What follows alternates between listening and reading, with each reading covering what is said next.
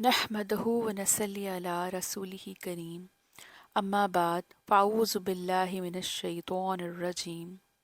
बिस्मिल्लाहिर रहमानिर रहीम rabbi इश्रह ली सदरी व यस्सिर ली अमरी वहलुल उक़्दतम मिन लिसानी यफ़क़हू क़ौली रब्बी ज़िदनी इल्मा रब्बी ज़िदनी इल्मा रब्बी ज़िदनी इल्मा रब्बी यस्सिर वला तुयस्सिर व तम्मिम बिल खैर व बिका नस्तईन या इलाही आमीन। अस्सलामु अलैकुम व रहमतुल्लाहि व बरकातुहू। उम्मीद है आप सब खैरियत से होंगे। आज का हमारा मौजू सीरत नबी सल्लल्लाहु अलैहि वसल्लम के हवाले से है कि आप सल्लल्लाहु अलैहि वसल्लम का रोज़मर्रा का मामूल क्या था, आपका तर्ज़ ज़िंदगी क्या था। एक हदीस का मफ़हूम है कि तुम में से कोई शख्स उस वक्त तक मोमिन नहीं हो सकता जब तक उसे उसके वालिद, औलाद और तमाम लोगों से बढ़कर आप सल्लल्लाहु अलैहि वसल्लम से मोहब्बत ना हो। सुबहान अल्लाह। तो हम सब के लिए निहायत ज़रूरी है कि हम आप सल्लल्लाहु अलैहि वसल्लम की सीरा का मुताला करें, जिनके बारे में कुरान करीम फ़ुरक़ान हमीद में अल्लाह ताला ने इरशाद फ़रमाया सूरह क़लम में कि बेशक आप सल्लल्लाहु अलैहि वसल्लम अज़ीम व आलिशान अखलाक पर कायम हैं। सुबहान अल्लाह। इसी तरह अल्लाह ताला ने सूरह अहज़ाब में इरशाद फ़रमाया कि बेशक तुम्हारे लिए रसूल अकरम सल्लल्लाहु अलैहि वसल्लम बेहतरीन नमूना है, इसके लिए जो अल्लाह और आखिरत के दिन पर उम्मीद रखता है और अल्लाह ताला को कसरत से याद करता है। सुबहान अल्लाह। अल्लाह ताला हम सबको तौफीक दे कि हम हज़रत मोहम्मद सल्लल्लाहु अलैहि वसल्लम की तर्ज ज़िंदगी और सीरा पर अमल कर सकें, उसे पढ़ सकें, उसे समझ सकें। आमीन सुम्मा आमीन। आप सल्लल्लाहु अलैहि वसल्लम जो कि अरब के सहराओं में पले बड़े, जिन्हें उम्मी कहकर पुकारा जाता था, जिन्हें सादिक और अमीन कहकर पुकारा जाता था, वो एक ऐसी मशले राह बने जो तमाम नस्ल इंसानी के लिए बेहतरीन अमली नमूना है। सुबहान अल्लाह। तो आइए देखते हैं आप सल्लल्लाहु अलैहि वसल्लम की सुबह का आगाज़ कैसे होता था। आप सल्लल्लाहु अलैहि वसल्लम फजर की नमाज के लिए उठते थे, या तो तहज्जुद में ही उठे होते थे तो जागते रहते थे, या तो तहज्जुद पढ़कर थोड़ी देर आराम फरमा लेते थे। और जैसे ही फजर की अजान की आवाज़ आती तो आप सल्लल्लाहु अलैहि वसल्लम उठते, अपने चेहरे मुबारक पर हाथ फेरते, अपनी आँखों पर हाथ रब करते और जो है उसके बाद दुआ पढ़ते। तो हम में से कितने लोग हैं जो बेदार होते ही अपने रब को याद करते हैं और उसका शुक्र बजा लाते हैं और सोकर उठने की दुआ पढ़ते हैं। तो ये बहुत ज़रूरी है कि हम अपने मामूल में दुआओं को शामिल रखें। आप सल्लल्लाहु अलैहि वसल्लम अ, उठते ही मिसवाक किया करते थे। मिसवाक आप सल्लल्लाहु अलैहि वसल्लम के पास ही मौजूद होती थी। आप अपने तकिए मुबारक के करीब रख कर सोया करते थे और मिसवाक आप सल्लल्लाहु अलैहि वसल्लम को बेहद पसंद थी। मिसवाक के फ़ायदे तो हम सबको मालूम होने चाहिए कि ये सिर्फ़ और सिर्फ़ हमारी जिस्मानी सेहतमंद नहीं रखती, बल्कि ये हमें सुन्नत का सवाब भी जो है वो अता करती है। सुबहान अल्लाह। और इससे हमारी ओरल हाइजीन भी बहुत अच्छी रहती है और पूरी ओवरऑल सेहत के लिए भी मिसवाक बहुत ज़रूरी है और बहुत फ़ायदेमंद है। हज़रत बिलाल रज़ी ताला अन्हा जब इकामत कहते दोबारा अज़ान होती तो आप सल्लल्लाहु अलैहि वसल्लम पहले तो अपने घर में ही 2 रकात नमाज़ पढ़ लेते, फिर तमाम लोग जब मस्जिद नबी में जमा हो जाते और नमाज का वक्त हो जाता तो आप सल्लल्लाहु अलैहि वसल्लम नमाज के लिए जो है वो मस्जिद नबी रवाना हो जाते। अगर उस वक़्त कोई अज़वाज मुत्तहरात जो है वो तहज्जुद के वक़्त या फ़जर के वक़्त उठी होती तो उनसे गुफ्तगू फरमा लेते, कलाम फरमा लेते, वरना मस्जिद की तरफ रवाना हो जाते और मस्जिद में जो है वो तमाम लोग जमा हो जाते और फ़जर की अज़ान जो है वो उसका उसके बाद नमाज का एहतमाम करते। और एक इसी मुतालिक सुबह के मुतालिक एक बहुत ही खूबसूरत सी हदीस नबी सल्लल्लाहु अलैहि वसल्लम है जो हम सबको मालूम होनी चाहिए कि आप सल्लल्लाहु अलैहि वसल्लम ने फरमाया कि तुम में से जो शख्स इस हाल में उठे सुबह कि वो अपनी जान की तरफ से बेखौफ हो, जिस्मानी एतबार से सेहतमंद हो, एक दिन की खुराक का सामान इसके पास मौजूद हो, तो गोया इसने सारी दुनिया जमा कर रखी है। सुबहान अल्लाह। कितनी खूबसूरत حدیث نبوی صلی اللہ علیہ وآلہ وسلم ہے جو ہمیں گریٹیٹیوڈ سکھاتی ہے، جو ہمیں دل سے شکر گزار بننا سکھاتی ہے۔ تو اللہ تعالیٰ سے دعا ہے کہ اللہ تعالیٰ ہم سب کو شکر گزار بندوں میں شامل فرمائے، ہمارے دل کو جو ہے پاک و صاف رکھے اور اللہ تعالیٰ کی یاد سے منور فرمائے۔ آمین ثم آمین۔ آپ صلی اللہ علیہ وآلہ وسلم کا یہ معمول تھا کہ جب بھی گھر سے باہر نکلتے تھے تو گھر سے باہر نکلنے کی دعا ضرور پڑھتے تھے، آسمان کی طرف دیکھتے تھے، ہاتھ اٹھا کر دعا کرتے تھے۔ پھر جب مسجد میں داخل ہوتے تو مسجد کی میں جانے کی دعا ضرور پڑھتے۔ اور آپ صلی اللہ علیہ وسلم کا معمول تھا کہ فجر کی نماز کے بعد جب لوگوں کے ذہن تر و تازہ ہوتے تھے اور وہ فریش اٹھتے تھے، سب اٹھ کے آتے تھے اپنے گھر سے، تو آپ صلی اللہ علیہ وسلم ان سے باتیں کیا کرتے تھے۔ آپ صلی اللہ علیہ وسلم کی کوشش ہوتی تھی کہ ان میں کیوریوسٹی پیدا کی جائے، ان سے ایسی ڈسکشن کرتے کہ وہ اس میں انٹرسٹ لیتے لوگ، اور ان سے سوال و جواب کرتے، ان سے اپنے خواب شیئر کرتے تھے آپ صلی اللہ علیہ وسلم، اور لوگوں سے بھی پوچھا کرتے اگر کسی نے کوئی خواب دیکھا ہے تو وہ اس کی تعبیر بتاتے ان کو۔ تو سبحان اللہ، کتنی خوبصورت انداز ہے سکھانے کا، کتنا خوبصورت طرز زندگی تھا کہ صبح صبح اٹھ کے اللہ تعالیٰ کا ذکر میں مشغول رہنا، اور جب تک سورج نہیں نکلتا تھا تو یہی معمول رہتا تھا کہ صحابہ اکرام کے درمیان موجود رہتے اور اللہ تعالیٰ کا ذکر کرتے رہتے، سب کی خیر خیریت پوچھتے، سلام کرتے اور لوگوں کا حال چال پوچھتے۔ پھر اس کے بعد جب سورج نکل آتا تو اپنے گھر میں داخل ہونے سے پہلے جو ہے سیدھا پاؤں رکھتے، سب سے پہلے سیدھا پاؤں رکھتے، پھر دعا پڑھتے، پھر تمام گھر والوں کو سلام کہتے، ان کا حال احوال پوچھتے اور پھر مسواک کرتے۔ تو دیکھیے مسواک جو ہے کتنی زیادہ شامل تھی آپ صلی اللہ علیہ وآلہ وسلم کی زندگی میں۔ اور پھر آپ صلی اللہ علیہ وسلم کھانے کے بارے میں پوچھتے تھے، دریافت کرتے تھے۔ اگر گھر میں کھانا موجود ہوتا تو آپ صلی اللہ علیہ وسلم کھا لیتے، ورنہ کہہ دیتے کہ میں روزے سے ہوں۔ سبحان اللہ، کتنا زیادہ نظم و ضبط تھا، کتنا زیادہ صبر و برداشت اور تحمل ہے جو ہمیں سیکھنے کی ضرورت ہے۔ اس سے ہمیں بہت کچھ سیکھنے کو ملتا ہے۔ صبح کے معمول سے آپ سب نے جو لرننگ پوائنٹ لیا ہیں، بے شک وہ سب آپ ضرور لکھیے گا، اور ساتھ ساتھ میں آپ کو بتاتی چلوں کہ جو صبح کا وقت ہوتا ہے اس کے بارے میں نبی کریم صلی اللہ علیہ وسلم کی ایک حدیث ہے کہ صبح کے وقت میں جو ہے میری امت کے لیے اللہ تعالیٰ نے برکت رکھی ہے۔ تو اللہ تعالیٰ سے دعا ہے کہ اللہ تعالیٰ ہم سب کو صبح سویرے اٹھنے کی اور اس برکت سے مستفیض ہونے کی توفیق عطا فرمائے۔ صبح کا آغاز جو ہے وہ شکر گزاری کے ساتھ کریں، صبح سویرے اٹھیں، اور نماز ہمارا پہلا اہم کام ہونا چاہیے دن کے آغاز کا۔ اپنے رشتوں کو اہمیت دیں اور اپنے اندر صبر اور قوت برداشت پیدا کریں۔ کھانا موجود ہو تو کھا لیجئے، اگر آپ کی پسند کا کچھ نہیں بھی ہے تب بھی صبر و تحمل کے ساتھ اللہ تعالیٰ کے دیے ہوئے رزق سے مستفیض ہوئیے۔ اب ہم نبی کریم صلی اللہ علیہ وآلہ وسلم کے دن کے معاملات کی طرف نظر ڈالتے ہیں مختصر سی۔ آپ صلی اللہ علیہ وسلم اپنی فیملی کے ساتھ ٹائم اسپینڈ کیا کرتے تھے، اپنی رشتوں کو بہت اہمیت دیا کرتے تھے، اور نبی کریم صلی اللہ علیہ وسلم جو تھے اپنے ازواج محترمات کے ساتھ اتنے اچھے تھے کہ کبھی کسی کو کوئی شکایت کا موقع نہیں ملا۔ سبحان اللہ، آپ صلی اللہ علیہ وسلم جو تھے وہ سوشل بھی تھے، ساتھ میں اپنے گھر کے ساتھ، گھر والوں کے ساتھ بھی بہت اچھے تھے، پولیٹیکلی بھی بہت اسٹرانگ لیڈر تھے، اور لوگ ان سے ملنے آیا کرتے تھے، اسلام قبول کرتے تھے، سوالات کیا کرتے تھے۔ آپ صلی اللہ علیہ وسلم جو تھے سب کی تحمل سے جواب دینا، سب کے مسائل سننا، سب کو واضح و نصیحت کرنا بہت پر اثر انداز میں کیا کرتے تھے کہ سننے والا متاثر ہو جاتا تھا بات، اور اس طرح سے متوجہ ہو کر لوگوں اس کی بات سنا کرتے تھے کہ لوگوں کو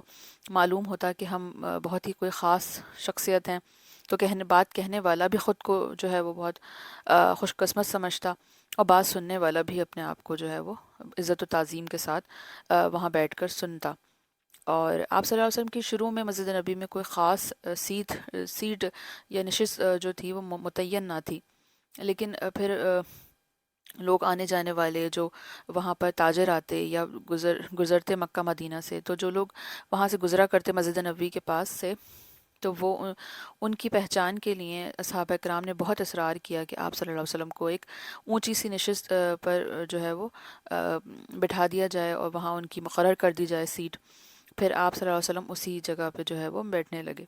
اور اس طرح سے پھر آنے جانے والوں کو جو ہے وہ آپ صلی اللہ علیہ وسلم کی پہچان ہو جاتی کہ آپ صلی اللہ علیہ وسلم یہاں ممبر پہ موجود ہیں۔ اور پھر آپ صلی اللہ علیہ وسلم کا معمول تھا کہ وہ دن کے وقت مسجد جو مدینہ کے جو بازار تھے ان سے گزرا کرتے تھے، پرمسرت انداز میں لوگوں سے مسکرا کر سلام کہتے، شفقت سے پیش آتے، ان کے حال احوال پوچھتے۔ آپ صلی اللہ علیہ وسلم ان کی بات بہت تسلی سے سنتے تھے، اور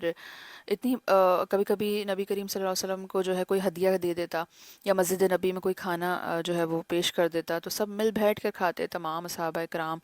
اور آپ صلی اللہ علیہ وسلم۔ تو اتنی زیادہ برکت ہوتی کہ کھانا کبھی کم نہ پڑتا، اگر تھوڑا سا بھی کھانا ہوتا تو وہ کافی ہو جاتا لوگوں کے لیے۔ سبحان اللہ، یہ بھی آپ صلی اللہ علیہ وسلم کی ایک برکت میں سے شامل تھا کہ آپ صلی اللہ علیہ وسلم کے کو اللہ تعالیٰ نے برکت سے نوازا تھا۔ دوپہر سے پہلے آپ صلی اللہ علیہ وسلم گھر واپس تشریف لاتے، سلام کرتے، مسواک کرتے اور 2 رکعت نماز پڑھتے۔ سبحان اللہ، اگر کھانا ہوتا تو کھا لیتے، ورنہ پھر روزے کی حالت میں رہتے۔ اللہ اکبر۔ اسی دوران مدینے کی عورتیں جو تھیں آپ صلی اللہ علیہ وآلہ وسلم کے گھر میں آ جاتیں، اپنے مسائل دریافت کرتیں، سوالات کرتیں، جو باہر لوگ کا ہجوم میں کرنا ان کے لیے آسان نہیں تھا، تو وہ گھر میں آ کر ان کے لیے ایک وقت مقرر کر لیتیں اور آپ صلی اللہ علیہ وسلم سے اپنے معاملات زندگی کے بارے میں سوالات کرتیں۔ آپ صلی اللہ علیہ وآلہ وسلم کو اپنے تمام کام اپنے ہاتھ سے کرنے کا شوق تھا۔ آپ صلی اللہ علیہ وآلہ وسلم اپنے جوتے خود مرمت کرتے، اپنے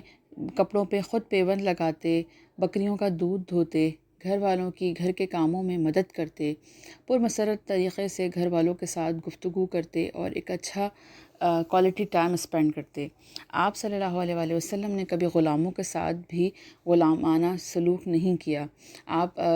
کے کئی واقعات ملتے ہیں کہ آپ صلی اللہ علیہ وسلم اپنے غلاموں سے بھی بہت زیادہ شفقت اور محبت سے پیش آتے تھے، اور ہمیں تاریخ سے پتہ چلتا ہے کہ آپ صلی اللہ علیہ وسلم کے ایک غلام حضرت زید بن حارثہ رضی اللہ تعالیٰ عنہ کو آپ صلی اللہ علیہ وآلہ وسلم نے اپنے بیٹوں کی طرح، اپنی اولادوں کی طرح ان کی تربیت کی اور پالا پوسا، اور سبحان اللہ، اور پھر انہی کے حوالے سے لوگوں کو پھر بتایا گیا کہ آپ صلی اللہ علیہ وسلم کے سگے بیٹے نہیں ہیں، بلکہ آپ صلی اللہ علیہ وسلم نے ان کی تربیت اپنے بیٹوں کی طرح کی ہے۔ سبحان اللہ۔ اسی دوران دوپہر کے وقت کبھی کبھی صحابہ کرام بھی آپ صلی اللہ علیہ وآلہ وسلم سے ملنے آ جاتے، جیسے حضرت عمر رضی اللہ تعالیٰ عنہ، حضرت ابو بکر صدیق رضی اللہ تعالیٰ عنہ، حضرت عثمان غنی رضی اللہ تعالیٰ عنہ سے آپ صلی اللہ علیہ وسلم ملاقات فرماتے، اور ظہر کے وقت سے پہلے آپ صلی اللہ علیہ وسلم قلیلہ کر لیا کرتے۔ آج جدید سائنس اور ٹیکنالوجی ہمیں شارٹ نیپ کے بینیفٹس بتاتی ہے، اور کئی ممالک میں، کئی مغربی ممالک میں آفیسز میں بھی آفیشلی، جیسے جاپان میں بھی قلیلہ کا ٹائم دیا جاتا ہے، تاکہ لوگ لنچ ٹائم سے پہلے پہلے چھوٹی سی شارٹ نیپ لے لیں، جس سے وہ تر و تازہ محسوس کرتے ہیں اور ان کا ذہن دوبارہ سے پیک لیول پہ آ جاتا ہے، اور وہ اپنی انرجی بحال کر کے ایک بہترین طریقے سے اپنے کام انجام دیتے ہیں۔ تو یہ میڈیکل سائنس ہمیں اب بتاتی ہے، جبکہ یہ قلیلہ کے جو ہے فوائد اور آپ صلی اللہ علیہ وسلم کے طرز زندگی کا حصہ تھا، اور ہمارے پیارے نبی صلی اللہ علیہ وآلہ وسلم نے اسے 1400 سال پہلے ہی نسل انسانی کو بتا دیا تھا۔ سبحان اللہ۔ ظہر کی وقت حضرت بلال رضی اللہ تعالیٰ عنہ اذان دیتے تو آپ صلی اللہ علیہ وآلہ وسلم اٹھ جاتے تھے، وضو کرتے تھے، نماز کا اہتمام کرتے تھے۔ پھر جب حضرت بلال رضی اللہ عنہ دوبارہ جو ہے نماز کے لیے لوگوں کو پکارتے، اذان دیتے، تو آپ صلی اللہ علیہ وسلم جو ہے وہ مسجد میں کے لیے روانہ ہو جاتے، اور جب اصحابہ کرام جو ہے وہ ظہر کی نماز سے فارغ ہو جاتے مسجد نبی میں سب لوگ، تو آپ صلی اللہ علیہ وآلہ وسلم ان سے خطاب کرتے تھے، ان کے مسائل کا جواب دیتے، پھر گھر آ کر 2 رکعت نماز جو ہے پڑھتے، پھر اصحابہ اکرام رضی اللہ تعالیٰ عنہ کے ساتھ مدینے کے کام سر انجام دیتے تھے، پھر سر تک جو تھے آپ صلی اللہ علیہ وآلہ وسلم مسجد میں ہی رہتے اور وہیں وقت گزارتے۔ اور ان کے دن سے ہمیں کیا ریفلیکشن ملتی ہے، کیا سیکھنے کو ملتا ہے ہمیں دن کے معاملات سے، کہ آپ صلی اللہ علیہ وآلہ وسلم اپنے آفیشیل ٹائم کو بہت زیادہ مینیج کرتے تھے، اپنے گھر کے ٹائم اوقات کو مینیج کرتے تھے، گھر والوں کو بھی ٹائم دیتے تھے، اور ایک بہت ہی بیلنس لائف گزارتے تھے، اور شارٹ نیپ لیتے تھے دوپہر میں، اور کمیونٹی کے لیے سوچتے تھے، ایک ہیلپر کے طور پہ سب کی ہیلپ کرنا، پرابلم سالور تھے، بیماروں کی عیادت کرنا، سب کو محبت اور شفقت کے ساتھ سب کے ساتھ پیش آنا، ایک کوالٹی ٹائم اسپینڈ کرنا، غریبوں کے لیے اسپیشلی آپ صلی اللہ علیہ وآلہ وسلم ٹائم نکالتے تھے اور ان کے ساتھ وقت گزارتے تھے، ان کے مسائل کو حل کرنے کی کوشش کرتے تھے۔ اب آپ صلی اللہ علیہ وآلہ وسلم کے شام کے معاملات کی طرف نظر ثانی کرتے ہیں مختصر سی۔ مغرب کی اذان جب ہوتی تو آپ صلی اللہ علیہ وآلہ وسلم جو ہے نماز پڑھتے، سب مسجد نبی میں جمع ہو کر، اور مدینہ کے لوگ جو تھے ان کا یہ دستور تھا کہ مغرب کی نماز کے بعد وہ گھر میں جا کر کھانے کی تیاری کرتے تھے، رات کا کھانا جو اس سے فارغ ہو کر، تاکہ وہ عشاء کی نماز کے لیے مسجد نبی میں دوبارہ سے جمع ہو سکیں۔ تو محمد صلی اللہ علیہ وآلہ وسلم جو تھے وہ گھر میں آ کر ایکسٹرا 2 رکعات پڑھتے تھے مغرب کی نماز کے بعد، پھر رات کے کھانے کا اگر موجود ہوتا تو کھا لیتے تھے، ورنہ پھر جو ہے وہ کبھی جو ہے فقر و فاقے میں بھی زندگی گزرتی تھی، کبھی صحابہ کرام رضی تعالیٰ عنہ کو ان کو انوائٹ کر لیتے تھے، یا آپ صلی اللہ علیہ وآلہ وسلم کے پاس کھانا موجود ہوتا تو آپ اپنے صحابہ کرام کو جو ہے اپنے گھر انوائٹ کر لیتے، اور کبھی کھجور اور پانی پر ہی گزار بسر ہوتا، اور کبھی کبھی کئی دن تک آپ صلی اللہ علیہ وآلہ وسلم کے گھر میں کچھ نہ پکتا تھا۔ اللہ اکبر۔ اللہ تعالیٰ ہم لوگوں کو بھی صبر و استقامت نصیب فرمائے کہ کس طرح ہمارے پیارے نبی صلی اللہ علیہ وآلہ وسلم جنہیں اللہ تعالیٰ نے رحمت للعالمین بنا کر بھیجا، انہوں نے صبر کا مظاہرہ کیا، اور کچھ نہ ہو کر بھی، کچھ نہ کھا کر بھی اللہ تعالیٰ کی عبادت اور ذکر سے غافل نہ ہوئے۔ سبحان اللہ۔ اگر آپ صلی اللہ علیہ وسلم کے گھر میں کھانا ہوتا تو آپ صلی اللہ علیہ وآلہ وسلم کبھی بھی ٹیبل پر بیٹھ کر کھانا نہیں کھاتے تھے، کبھی بھی اونچی جگہ بیٹھ کر آپ صلی اللہ علیہ وآلہ وسلم نے کھانا نہیں کھایا، بلکہ ہمیشہ زمین پر بیٹھ کر اور بسم اللہ پڑھ کر کھانے کی ابتدا کی، اور آپ صلی اللہ علیہ وآلہ وسلم 3 انگلیوں کے ساتھ کھانا کھایا کرتے تھے۔ کھانا اگر پسند نہ بھی آتا تب بھی کبھی آپ صلی اللہ علیہ وآلہ وسلم نے کمپلین نہیں کی، اور ناپسند آنے کی صورت میں کھانے کو چھوڑ دیا کرتے تھے۔ اور اگر کوئی ازواج مطہرات آپ صلی اللہ علیہ وآلہ وسلم کے ساتھ کھانا کھا رہی ہوتی تھیں تو آپ اسی جگہ سے کھانا کھاتے تھے، اسی جگہ سے پانی پیتے تھے، اور انہیں اپنے ہاتھ سے کھلاتے تھے۔ جب بھی کسی کے ساتھ وقت گزارتے تو اچھی گفتگو کرتے، اور اسے جو ہے علم دین سے مستفید کرتے، اور اسے اچھی باتیں سکھاتے تھے۔ سبحان اللہ۔ اور کھانے سے فارغ ہو کر آپ صلی اللہ علیہ وآلہ وسلم اپنی انگلیاں صاف کرتے تھے، اللہ تعالیٰ کا شکر ادا کرتے تھے، اور کھانا کھانے کے بعد کی دعا پڑھتے تھے، اور اپنے ہاتھ دھوتے تھے، اور پھر اسی طرح جو ہے عشاء کا وقت قریب آ جاتا تھا تو آپ صلی اللہ علیہ وسلم عشاء کی نماز کے لیے تیاری کرتے تھے کہ، اور کبھی کبھی صحابہ کرام مسجد نبی میں جمع ہوتے ہوتے تھوڑا وقت لگا دیتے تھے تو آپ صلی اللہ علیہ وآلہ وسلم ان کا انتظار فرماتے، اور عشاء کے بعد بہت کم ہی ایسا ہوتا کہ آپ صلی اللہ علیہ وآلہ وسلم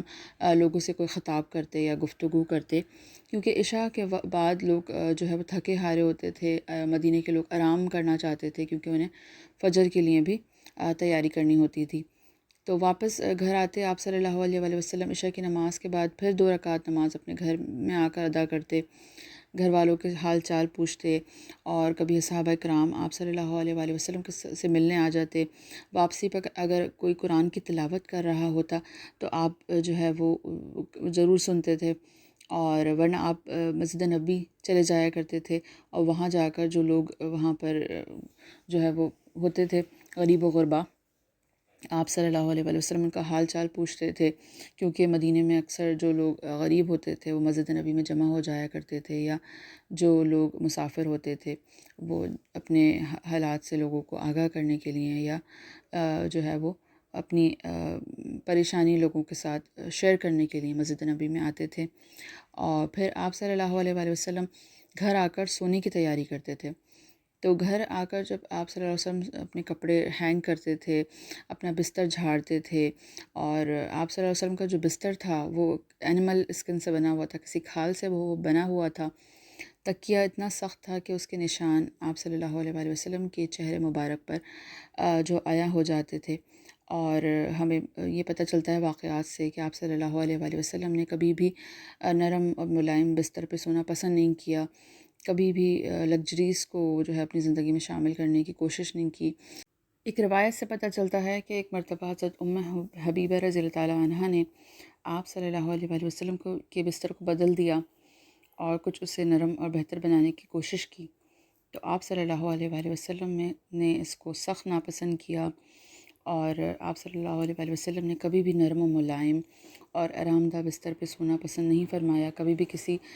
لائف کی لگژریز کو اہمیت نہیں دی۔ آپ صلی اللہ علیہ وآلہ وسلم نے ہمیشہ سادگی کو اپنایا،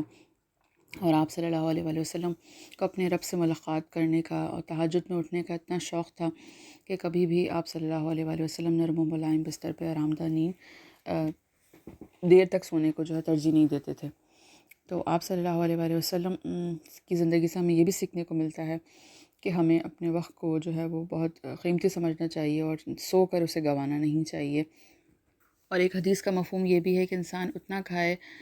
کہ جتنا اس کے ایک حصہ ہوا ہو، ایک حصہ پانی ہو، اور ایک حصہ غذا کا ہو، تو اتنا کھانا چاہیے۔ اللہ تعالیٰ ہمیں توفیق دے کہ ہم آپ صلی اللہ علیہ وآلہ وسلم کی سیرت سے سیکھ سکیں، سمجھ سکیں، پڑھیں اور اس پہ عمل کریں۔ آپ صلی اللہ علیہ وآلہ وسلم ہمیشہ سیدھے ہاتھ کی کروٹ پر سوتے تھے، دعا پڑھ کر سوتے تھے، ان کا دل ہمیشہ اللہ تعالیٰ کی یاد میں لگا رہتا تھا۔ جیسے ہی آدھی رات گزر جاتی، آپ صلی اللہ علیہ وآلہ وسلم اٹھتے، مسواک کرتے، دعا پڑھتے، اور اطمینان کے ساتھ جو ہے وہ آپ صلی اللہ علیہ وآلہ وسلم قرآن پاک کی تلاوت کیا کرتے تھے، رکوع کرتے تھے، طویل سجدے کیا کرتے تھے، نماز کا اہتمام کرتے، عبادت میں مشغول رہتے۔ اور کبھی کبھی آپ صلی اللہ علیہ وآلہ وسلم جنت البقیع بھی چلے جایا کرتے تھے، وہاں جا کر طلوع آفتاب سے پہلے اپنے عزیز و اقارب کے لیے جو گزر چکے تھے، ان کے لیے، سب کے لیے مغفرت کی دعا کیا کرتے تھے، اور تمام لوگوں کو یاد رکھا کرتے تھے اپنی دعاؤں میں۔ اور پھر جب وقت رات کا جو ختم ہونے لگتا تو آپ صلی اللہ علیہ وآلہ وسلم ایک چھوٹی سی شارٹ نیپ لے لیا کرتے تھے، جب تک فجر کا وقت نہ ہو جاتا آپ صلی اللہ علیہ وسلم آرام فرماتے۔ پھر فجر کے وقت آپ صلی اللہ علیہ وسلم اٹھتے، اور سب سے پہلے آپ کا کام آنکھ کھلتے ہی مسواک کرنا ہوتا۔ سبحان اللہ۔ تو آپ صلی اللہ علیہ وآلہ وسلم کے رات کے معاملات سے ہمیں کیا سیکھنے کو ملتا ہے؟ ایک تو ہمیں حسب ضرورت سونا چاہیے، وہ ہر چیز جو ضرورت سے زیادہ کی جائے وہ ہم سب انسانوں کے لیے جو ہے نقصان دہ ہوتی ہے، ہر طرح کی چیز۔ تو اللہ تعالیٰ ہمیں یہ سمجھ اور فہم دے۔ اور آپ صلی اللہ علیہ وآلہ وسلم عبادت کے لیے اپنے آپ کو ریچارج رکھتے تھے، جو ہے آرام بھی فرماتے تھے، اور ساتھ ساتھ جو ہے اللہ تعالیٰ کی عبادت کے لیے ٹائم پر اٹھنا، ٹائم پر سونا، اور ٹائم پر جو ہے تمام کام صبح سے فارغ ہو جانا، اور اپنی عبادت کو، اللہ تعالیٰ کے سے تعلق کو، اور اپنے تمام جو ذکر و اذکار اور قرآن پاک کی تلاوت کو کبھی بھی انہوں نے برڈن نہیں سمجھا، بلکہ یہ اللہ تعالیٰ کے ساتھ جو ہے جڑنے کا ایک موقع جو ہے جان کر، اسے غنیمت جان کے جو ہے وہ خوب بھرپور طریقے سے جو ہے عبادت میں دل لگا کر اللہ تعالیٰ کی طرف یکجو ہو کر انہوں نے جو ہے عبادت کی۔ سبحان اللہ۔ آپ صلی اللہ علیہ وآلہ وسلم اپنی ذات کا بھی بہت خیال رکھتے تھے، اس سے ہمیں سیلف کیئر سیکھنے کو ملتا ہے، کس طرح سے انسان کو اپنے آپ کو صاف ستھرا رکھنا چاہیے، پاک و صاف، مسواک کا اہتمام کریں، اپنے بالوں کو جو ہے وہ صحیح سے صاف رکھیں، کنگھی کریں، اور اچھے صاف ستھرے کپڑے پہننا، اور عبادت کے لیے جو ہے وہ ہمیشہ اپنے آپ کو جو ہے وہ چست اور توانا رکھنا، اور اپنی فیملی لائف کو بھی ساتھ ساتھ ٹائم دینا، اور جو لوگ ہم سے پہلے گزر چکے ہیں ان کو بھی اپنی دعاؤں میں یاد رکھنا، ان کی بھی جو ہے لیے جو ہے دعائیں مغفرت کرتے رہنا۔ جیسے کہ ہم کئی بار روایات سے پتہ چلتا ہے کہ حضرت محمد صلی اللہ علیہ وآلہ وسلم اپنی زوجہ محترمہ حضرت خدیجہ رضی اللہ تعالیٰ عنہا کی جو دو صحباب تھے ان میں بھی ہدیہ بھیجا کرتے تھے، انہیں یاد رکھتے تھے، اور کے لیے جو ہے وہ اچھے الفاظ میں انہیں جو ہے وہ یاد کیا کرتے تھے لوگوں کے سامنے۔ سبحان اللہ۔ اور اس سے ہمیں ان تمام معاملات زندگی سے دن اور جو ہے وہ صبح، رات، دوپہر کس طرح سے انہوں نے آپ صلی اللہ علیہ وسلم نے گزارے۔ امید ہے آپ لوگوں نے اس سے جو ہے بہت کچھ سیکھا ہوگا، اور اللہ تعالیٰ ہم سب کو عمل کرنے کی بھی توفیق عطا فرمائے۔ تو ایک فائنل تھاٹ اس تمام چیزوں سے ہمیں کیا ملتی ہے؟ یہی کہ آپ صلی اللہ علیہ وآلہ وسلم سوشلی، فزیکلی اور اسپریچولی ایک بہترین شخصیت کے مالک تھے، ایک ایسی شخصیت جس نے کہ پوری نسل انسانی کو جو ہے وہ بہت زیادہ انفلوئنس کیا، اور آپ صلی اللہ علیہ وسلم نے اپنے آپ کو ہر طرح سے بیلنس رکھا۔ آپ فزیکلی بھی ایکٹیو تھے، اسپریچولی بھی اللہ تعالیٰ کی عبادت کیا کرتے تھے، سوشلی بھی لوگوں کو ٹائم دینا اور لوگوں کے لیے وقت نکالنا، اپنے رشتوں کے لیے وقت نکالنا، کمیونٹی کے لیے وقت نکالنا، صحابہ کرام کے لیے وقت نکالنا، اور مسکین غریب لوگوں کے لیے بھی ان کے ساتھ بھی جا کے وقت گزارنا، ان کے مسائل کو حل کرنا، دریافت کرنا، اور ہر کسی کو جو ہے وہ اچھی نصیحتیں کرنا اور سکھانا اور ایسی کوالٹیز اپنے اندر پیدا کرنا ہم سب کو چاہیے کہ ہم نبی کریم صلی اللہ علیہ وآلہ وسلم کے طرز زندگی کو اپنا سکیں، ہمارے لیے آسان ہو، ہم سب اپنے آپ کو موٹیویٹ رکھیں کہ ہمیں اللہ تعالیٰ کی قرب حاصل کرنے کے لیے، اللہ تعالیٰ سے محبت کرنے کے لیے کس طرح سے جوش و جذبہ ہمیں پیدا کرنا چاہیے، اور محبت کے لیے تو انسان جو ہے وہ انسان کیا کچھ کر جاتا ہے، تو اللہ تعالیٰ کی محبت کے لیے بھی ہم کوشش کرتے رہیں اور خود بھی سیکھتے رہیں، اور آپ صلی اللہ علیہ وسلم کی جو گائیڈنس ہے، ان کے کمپینین نے کس طرح سے آپ صلی اللہ علیہ وآلہ وسلم کی نصیحتوں پہ عمل کیا، ان کی تعلیمات کو اپنایا اور دل سے قبول کیا، اسی طرح سمعنا وأطعنا ہمیں جو ہے اللہ تعالیٰ نصیب فرمائے۔ اور اس سے کچھ لوگ یہ سوچتے ہوں گے، ان کے ذہن میں سوال آتا ہوگا کہ نبی کریم صلی اللہ علیہ وآلہ وسلم تو اللہ تعالیٰ کے رسول تھے، اللہ تعالیٰ کے جو ہے خاص بندے تھے، تو اللہ تعالیٰ نے انہیں اسپیشل کوالٹیز دی تھیں تاکہ وہ سب کو جو ہے وہ نسل انسانی کے لیے ایک جو ہے مثال بن سکیں۔ تو بالکل آپ صلی اللہ علیہ وآلہ وسلم کو اللہ تعالیٰ نے جو ہے وہ حکمت دی تھی، دانائی دی تھی، ان کے قلب پر اللہ تعالیٰ نے جو ہے وہ کلام اللہ نازل کیا، اور شق صدر کا واقعہ ہم پڑھتے ہیں، سیرہ میں کئی بار ہمیں پتہ چلتا ہے۔ تو یہ ساری چیزیں معاملات زندگی تھے، لیکن تھے بھی آپ صلی اللہ علیہ وسلم کو بھیجا ہی انسانوں کے لیے گیا تھا، اور آپ صلی اللہ علیہ وسلم نے ہر چیز ہمیں کر کے دکھائی، ہر چیز کے بارے میں آگاہ کیا، اور آپ صلی اللہ علیہ وسلم کے آخری خطبے سے بھی ہمیں یہی سیکھ ملتی ہے کہ آپ صلی اللہ علیہ وسلم نے فرمایا تھا کہ تم پر تمہارا دین تمام کر دیا گیا ہے۔ تو سبحان اللہ، اللہ تعالیٰ نے ہمیں مکمل ضابطہ حیات دیا ہے، بس اللہ تعالیٰ ہمارے خلوص اور نیتیں اور کوششوں کو دیکھتا ہے، تو باقی اللہ تعالیٰ قبول فرمانے والا ہے۔ اور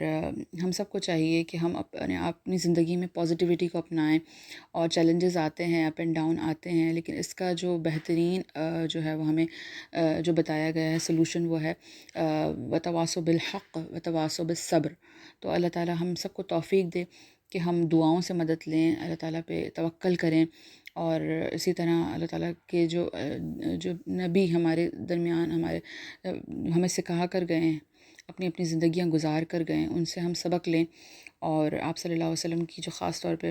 سیرہ ہے اسے پڑھیں، اس کا مطالعہ کریں، اور اس سے ہمیں بہت زیادہ گائیڈنس ملتی ہے، اور بہت زیادہ اطمینان قلب نصیب ہوتا ہے،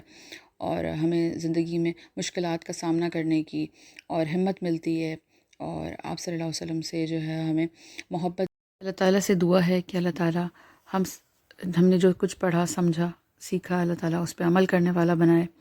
اور اگر کوئی غلطی، کوئی کوتاہی رہ گئی ہو تو اللہ تعالیٰ اپنی بارگاہ اقدس میں اسے معاف کر کے قبول و مقبول فرما لے، آمین ثم آمین،